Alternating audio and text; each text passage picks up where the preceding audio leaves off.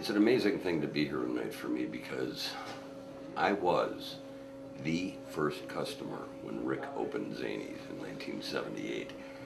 It was myself and a date, and Rick, he didn't know what he was doing. I didn't quite know what I was doing, but I watched this place grow, and I watched him develop the great comedic talent of a generation. When I really got to know Rick, and in those early days we'd have drinks together because no one else was here, his story to me is one of the most amazing stories in the history of entertainment. His background, where he came from with a father who understandably was nuts, having been an experimental child at Auschwitz, then Rick going to Vietnam, coming back, trying to go mainstream at DePaul, and people calling him a baby killer. Rick saw in his life, and being wounded in Vietnam, an unbelievable amount of pain that could have made someone bitter, that could have made someone crazy.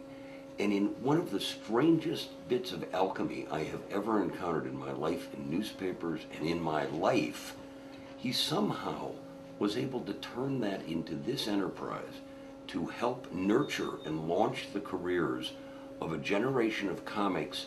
And when you think about it, Seinfeld show, Jay Leno, Richard Lewis, all of these things that have had unbelievable ripple effects, it all in essence started right here with a guy who understood life's pains and understood the power of laughter. I loved Rick for a variety of reasons. I never worked for him, don't know what that's all about.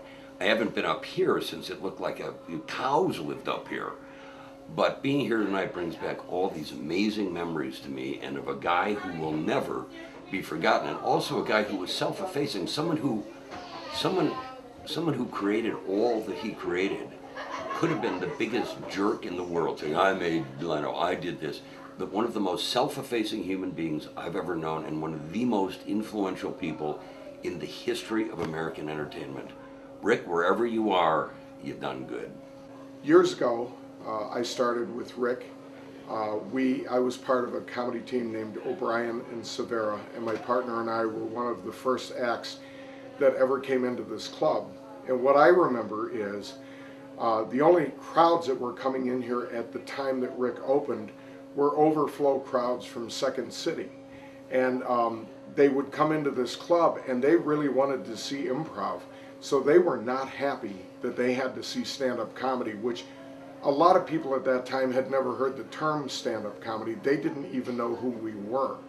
And so Rick really persevered through all of those years. He really had a lot of adversity when this club first opened up, but it shows you what one man with a vision can create. And when you think about all of the great memories, all of the great friendships, all of the great things that emanated out of Zanies from one man's vision, it is really an amazing thing. I will miss Rick. He was a wonderful friend. I had been working for Zanies probably for a couple of years before I ever even met Rick. I think 2 years. And he came up to me and he goes, so you want to be a comic, huh? And I said, yeah, pretty much. That's why I've been doing this. And he goes, well, if it doesn't work out, I can get you a job at the Admiral, all right?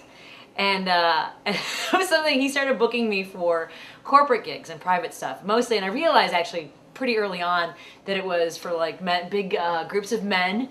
If it was a golf outing, I would be serving shots. It was never to actually perform. So he was serious about the Admiral thing. But I think it was probably about a year or two later that he actually took a genuine interest in my stand-up. And he was somebody who I relied on a lot. And actually, before he passed away, I had the chance to go see him when he was sick. And I told him, I said, you know what, maybe you were right about the Admiral thing, because this comedy stuff is hard.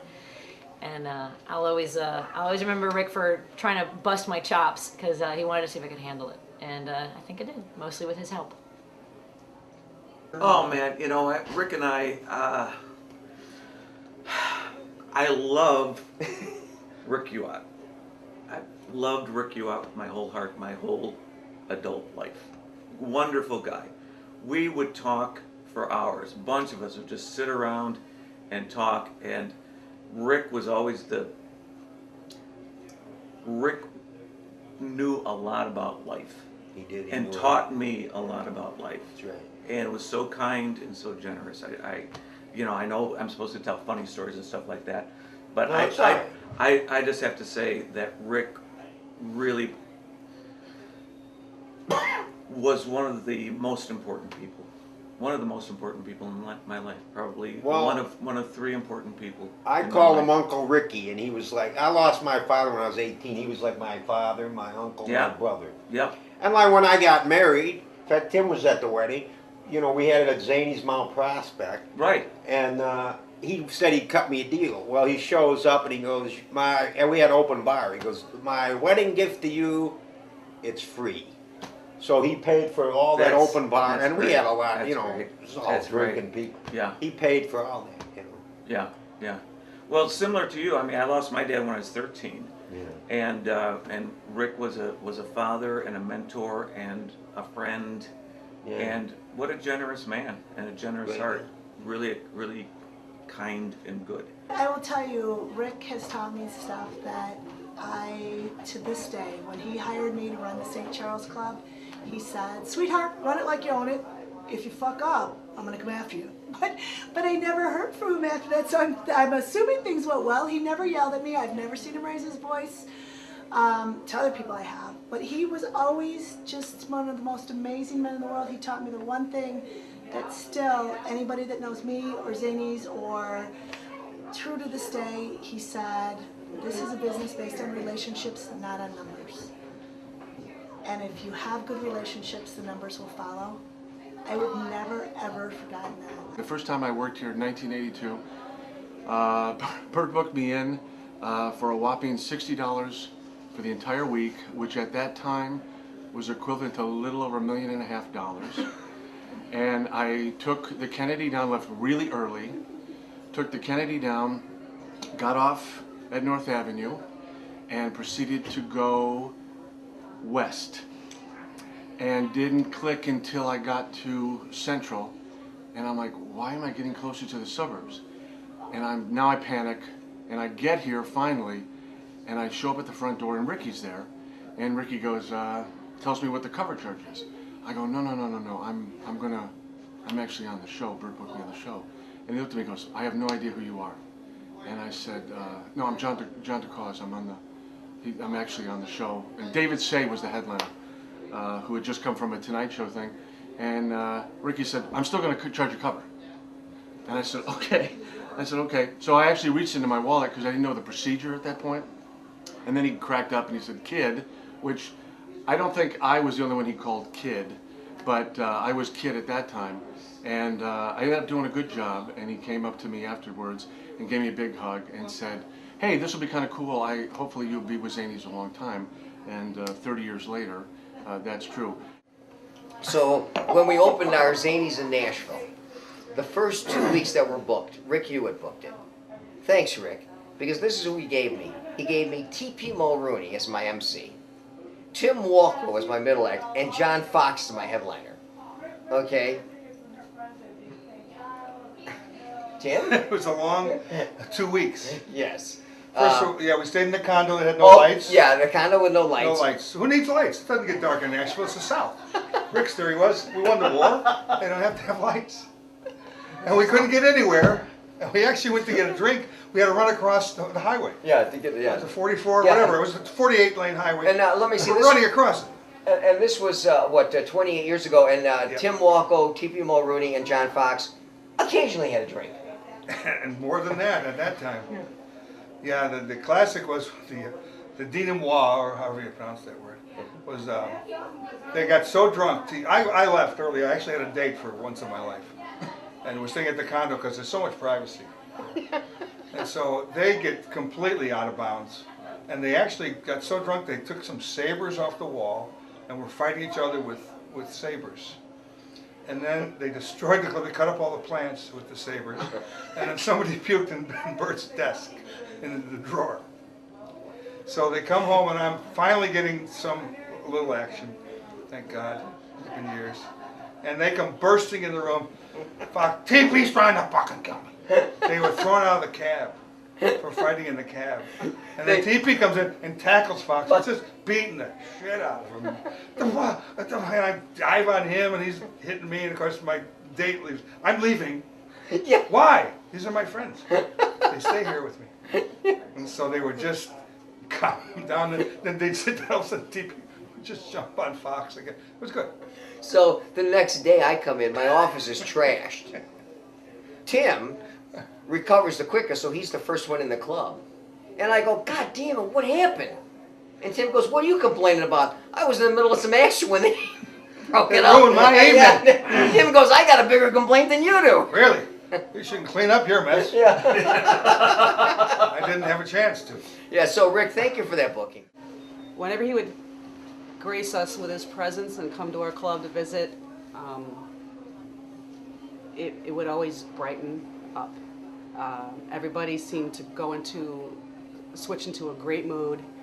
Was always happy to see him, and I have to say it's also true that he would be happy to see us, and we'd be happy to see him, and it was always just a very nice time whenever he would show up. And I personally always felt lucky when he showed up, because he wouldn't show up very often, and when he did, it was real special. And when I would see him walk in the club, I would get excited, and I would go over to him and give him a big hug, and he would give me a kiss on the cheek and say, "Hi, sweetie."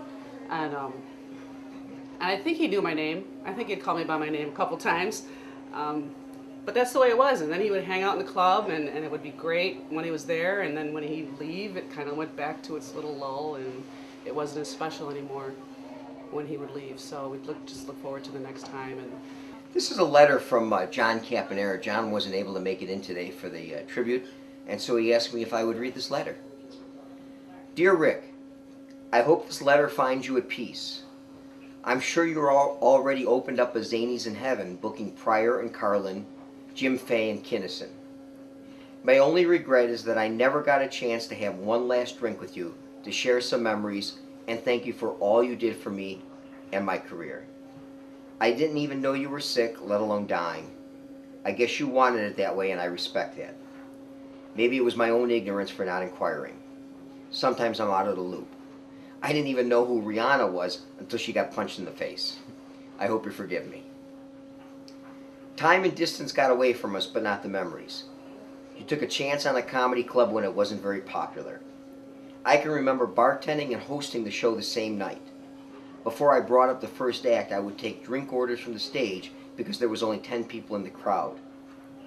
You would tell all the comics to sit up front in case people walked in, so it would look like there was a crowd. The musical Burn Baby Burn put Zanies on the map, and the comics would go on afterward. We knew the club had arrived when people were sticking around to see the comics more than the musical. I'm so proud and grateful to be part of something from the ground up. To watch Zanies flourish from 10 people a night to sell-out crowds, from one club to 4 clubs, and from local talent to national headliners made me beam. Zanies' staying power, outlasting every other club that came in town trying to knock it off its perch, is a testament to you, Rick. You entrusted loyalty to the comics by paying us when things weren't so good. You took us to Burton Place and we drank all night on your tab. You gave us a stage to help us hone our acts, and for all this I am forever grateful. I was 22 when I started with you, and I am 54 now. Zanies has been a big part of my life.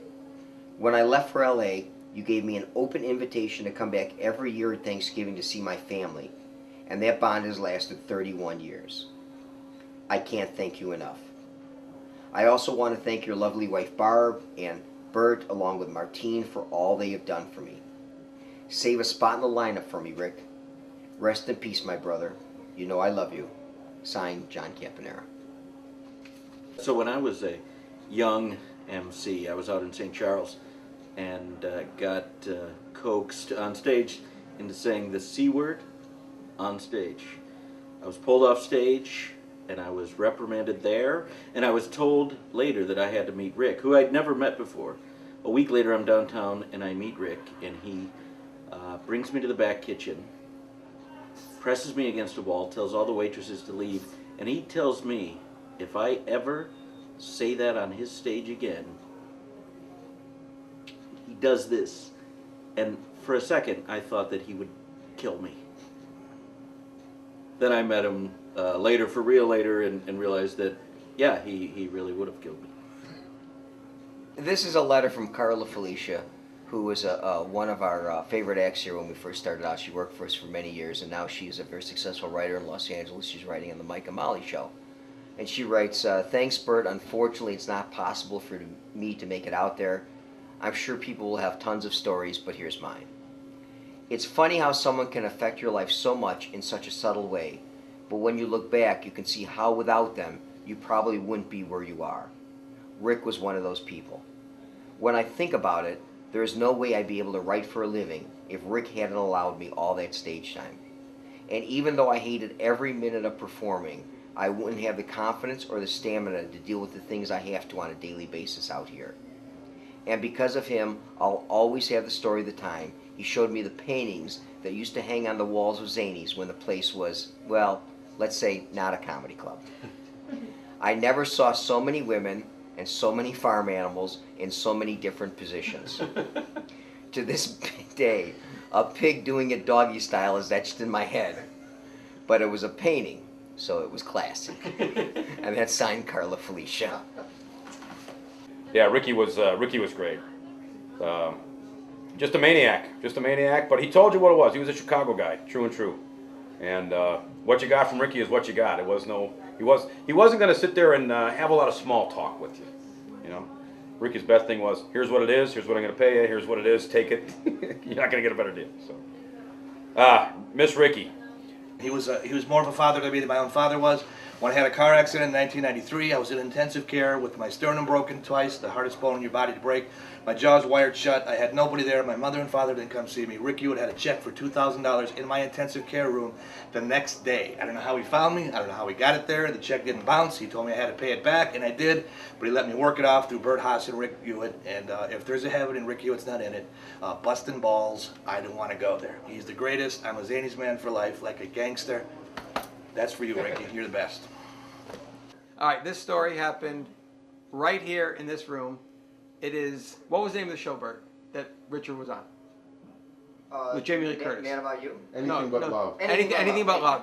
So I don't know how many years he did it, but Richard Lewis is on the show with Jamie Lee Curtis. He stopped doing stand-up.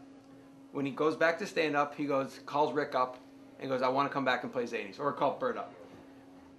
And so he comes back here. He is a great guy, but he is more neurotic off stage than he is on stage. He's crazy. So this is the weeks leading up to this. Bert's got to go out there, get him a typewriter, everything that he needs, you got to get for Richard Lewis. So the day of the show, it's coming here. He parks his car out front. Bert and I are just everything. If he needs lifesavers, whatever, we're just on pins and needles all day long. Whatever Richard Lewis needs, we're going to take care of Richard Lewis. It's his first show back on stage, and he is an absolute, he's like a caged animal. He's pacing, he's nervous, whatever. Now he's up here, he goes, I can't believe I'm doing this. Everything Richard, he's got the head going up because I can't believe I'm doing this. I can't. So Bert and I are, oh, it'd be great. And everything we do, we're just massaging his ego as much as possible. 1 minute to showtime. Rick walks up the stage. Richie! Hey, Rick, how you doing? Hey, have a great show. Just want you to remember one thing. Don't forget, you suck. And walks back down stage. Richard Lewis, as like that, just starts laughing. He goes, ah. And then he went back and did an absolute killer show. Rick knew exactly what to say. Bert and I were just like absolutely beside ourselves, had nothing to say. Ricky, in 3 seconds, gives him a big hug, says, you suck. And he had the show of his life. That's so true, too. That was it. For a lot of people, Rick was their mentor, was their best friend, their person to call in time of need, instrumental to their career, which, not really having a career, he couldn't have been part of that for me. He wasn't really any of those things, but I'll tell you what he was. He was always really nice to me, and really nice when he didn't have to be. And in a business full of, you know, BS, kiss ass, what can you do for me personalities, it's kind of nice to have a guy that didn't have to be nice to actually be nice to. I remember on more than one occasion I'd come into the club and there'd be Rick would be talking to the big name headliner at the time, and I would walk by and I wouldn't want to disturb him, and Rick would actually stop his conversation to call me over and go, "Hey, JC," he called me JC for my initials, for Jesus Christ. He goes, hey, JC, what are you doing? And I'm going to say, hi, come on over here. And I think that's pretty cool that a guy would do that. And really, I think the coolest thing that he leaves is, as I was looking around today at the memorial, at all the friendships and all the people that I met, I would have never met any of them had he never opened up the first Zanies and the rest of the ones. So that's what I have to say.